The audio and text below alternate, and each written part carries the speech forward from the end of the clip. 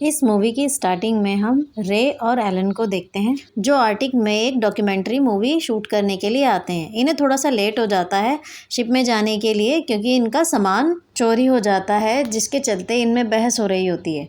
वहीं पर ये लेट हो जाते हैं, एक आदमी मिलता है इनको, उसी शिप पे पहुंचा देता है। अब ये लोग बहुत परेशान हो जाते हैं कि डॉक्यूमेंट्री अब शूट कैसे होगी। तो ये दोनों मिलकर तय करते हैं कि हम एक आदमी को हायर करते हैं जो कि हमारी डॉक्यूमेंट्री शूट करेगा, जो कि एक कैमरामैन होता है। अब ये अपनी शिप पे चढ़ जाते हैं और डॉक्यूमेंट्री स्टार्ट कर देते हैं।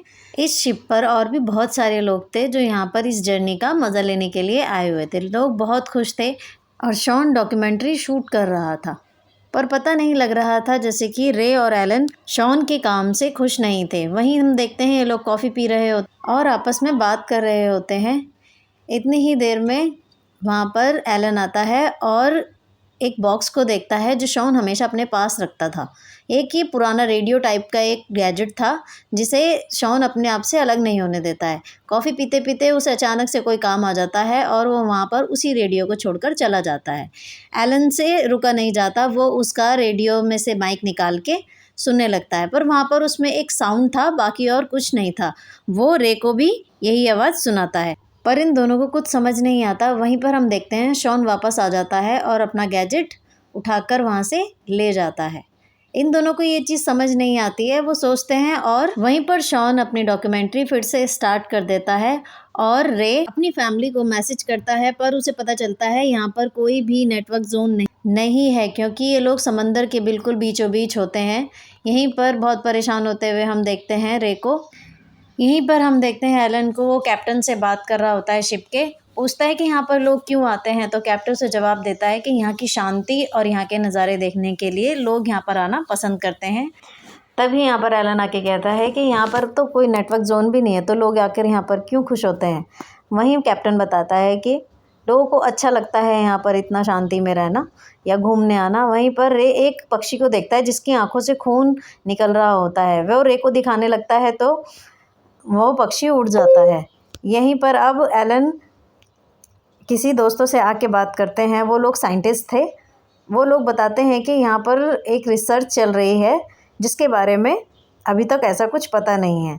तभी रे और एलन आपस में बातें करते हैं। एलन बहुत परेशान हुआ रहता है अपनी फैमिली के वजह से क्योंकि वो अपनी फैमिली से कांटेक्ट नहीं कर पा रहा था। वहीं पर एलन उसे बताने की कोशिश करता है कि मैंने एक बर्ड देखा था, पर बाहर से एक शोर की आवाज़ आती है। वो दोनों बाहर जाते हैं और देखते हैं कि एक ईल अपने ही बच्चे को मारकर खा रही थी। ये देख के लोग बहुत ही परेशान होते हैं और घबरा जाते हैं। वहीं पर कैप्टन भी ये सब देख के बहुत ही परेशान हो जाता है। उसने भी ऐसा कभी पहले नहीं देखा था। वो सभी लोगों को अंदर ले जाता है शिप के और खुद भी अंदर चला जाता है। यहीं पर शॉन इस सब चीज़ों को रिकॉर्ड कर रहा होता है और वह इसे डॉक्यूमेंट्री का पार्ट समझकर एलन और रे दोनों ही आपस में बात कर रहे होते हैं। यह कुछ अजीब होता है और अंदर चले जाते हैं और फिर सभी लोग आपस में बातें करते रहते हैं। कैप्टन ने जो फिश ग्रिल की थी वो थोड़ा सा एलन भी खा लेता है। एलन को खा के थोड़ा सा अजीब फील होता है और वो वहाँ से चला जाता है। यहीं पर शॉन और एलन दोनों ही शूट कर रहे होते हैं और देखते हैं कि पक्षी अपनी गलत डायरेक्शन में ऊपर उड़ रहे हैं। इसे देखकर शॉन को बहुत अजीब लगता है और वह फिर भी रिकॉर्ड करता रहता है। उसे लगता है कि कुछ गलत हो रहा है और फिर भी वह कुछ भी नहीं बताता है और अंदर वापस चला जाता है। देखता है कि आसपास में कोई नहीं है। वहीं पर एलन आता है, वो भी देखता है कि आसपास कोई भी लोग नहीं है। रे अंदर से आता है और देखने लगता है कि ये सब क्या हो रहा है। अचानक से शॉन को कुछ अजीब लगने लगता है और वह बाहर अंदर जाकर सब कुछ देखने लगता है। कोई भी नहीं होता है। पता नहीं, सब लोग घबरा जाते हैं। तीनों लोग इधर उधर घूमने लगते हैं। यह सब चीज़ें बहुत अजीब लगती हैं। वह बहुत परेशान हो जाते हैं।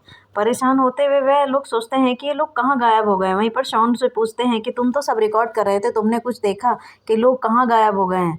हमें लगा ये पहले प्रैंक था, पर ऐसा ये लोग इधर उधर देखते हैं कि कहीं एक फ़ोन मिल जाए जिसमें कोई नेटवर्क हो, पर ऐसा कुछ नहीं होता। किसी भी फ़ोन में इस जगह पे नेटवर्क नहीं होता। यहीं एलन की बहुत तबीयत ख़राब होने लगती है। उसे उल्टी जैसा लगता है और उसके मुँह से खून आने लगता है। एलन समझ नहीं पाता क्या हो रहा है। यहाँ पर कुछ भी ऐसा नहीं था जिससे वो दूसरे किसी लोगों से कॉन्टैक्ट कर सकें। यहाँ पर रे भी बहुत परेशान हो जाता है। शॉन अपनी दूरबीन की मदद से देखता है पास में एक आइलैंड होता है। उन्हें लोगों को खुशी होती है कि आइलैंड पर जाके हमें कोई ना कोई हेल्प मिलेगी। रे अंदर आता है, एलन को समझाता है कि चलो हम हेल्प के लिए बाहर चलते हैं, पर एलन मना कर देता है। एलन को डर लगता है, उसकी तबीयत ज़्यादा ही ख़राब हो रही थी। फिर रे उसके गले पे निशान देखता है, वो काफ़ी गहरा होता है। एलन को समझ नहीं आता ये चोट मुझे कैसे लगी, पर रे उससे बार-बार पूछता है, पर उसके इलाज के लिए कोई ट्रीटमेंट सोचता है। अंदर जाकर कुछ सामान ढूँढने लगते हैं। ढूँढने के बाद एलन को एक कैमरा मिलता है, जिससे कि उसे पता चलता है कि लोग कैसे गायब हो गए थे अचानक से।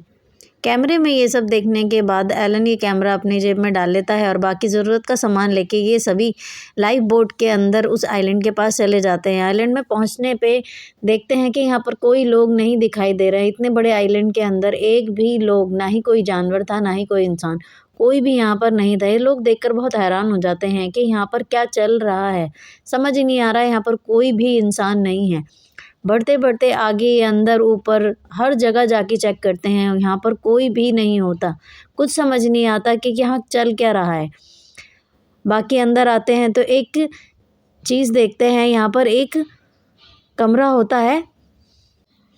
ये अंदर आके गेमिंग ज़ोन के अंदर जाते हैं। वहाँ पर अंदर जाकर देखते हैं कि एक हिरन वहाँ पर साँसें ले रहा था। उसके मुँह से इतना खून बह रहा था और शरीर पे वैसे ही निशान थे जैसे कि एलन के थे।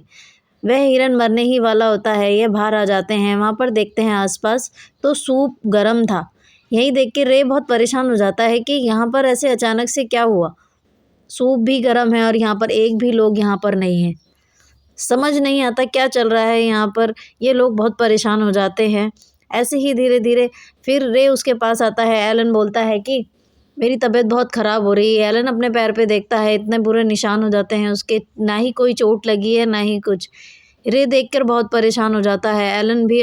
एलन और शॉन अब दोनों ही अकेले ही इन्वेस्टिगेशन के लिए बाहर चले जाते हैं। यहीं पर एलन एक अपनी दवाई लेने के लिए बोट पर पहुंचता है और वहाँ पर एक बेयर को देखता है।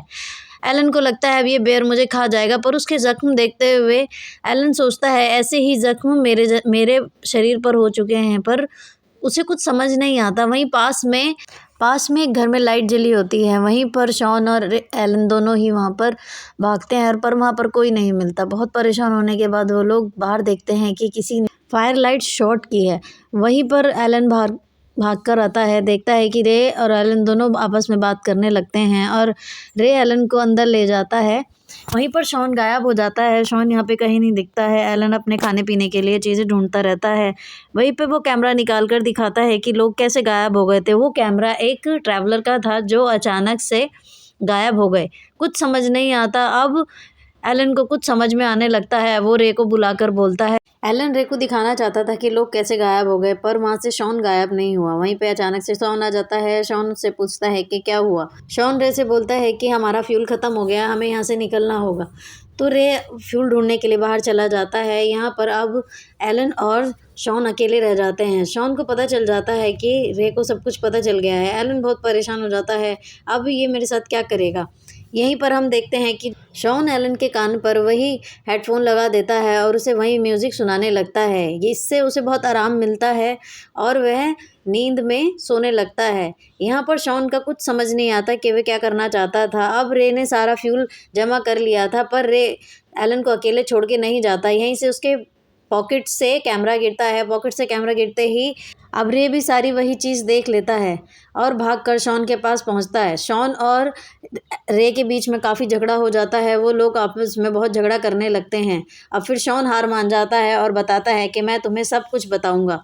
वहाँ पर अब हम देखते हैं कि शॉन सब कुछ बताने लगता है। यहाँ पर एक ख़ास किस्म का एक्सपेरिमेंट चल रहा है जिसका नाम है सुपरसोनिक वेव्स। ये वही एक्सपेरिमेंट है जिसके बारे में एलन और वो दो साइंटिस्ट बात कर रहे थे, पर उनकी बात अचानक से अधूरी रह गई थी और उन्होंने कहा था हमें इसके बारे में ज़्यादा कुछ नहीं पता। अब शॉन बताता है कि यहाँ पर सब कुछ मर जाएंगे। यहाँ पर एक ऐसा एक्सपेरिमेंट चल रहा है जिससे कि लोग मरने के बाद ना ही दिखाई देते हैं, सिर्फ गायब हो जाते हैं। यह पहले जानवरों पे की यूज़ किया गया था, अब ये इंसानों पर भी यूज़ किया जा रहा है। ये एक मिलिट्री द्वारा किया गया एक्सपेरिमेंट है जिसकी वजह से यहाँ पर सभी लोग आपस में गायब हो रहे हैं। इसके कारण यह मर रहे हैं। तुमको नहीं समझ में आएगा कि यहाँ पर क्या चल रहा है। यहाँ पे लोग धीरे धीरे मर रहे हैं और ख़त्म हो रहे हैं। ऐसा एक्सपेरिमेंट किया जा रहा है जिन वेव्स के ज़रिए वो लोग भी ख़त्म हो गए जो हमारे साथ बोर्ड पर थे।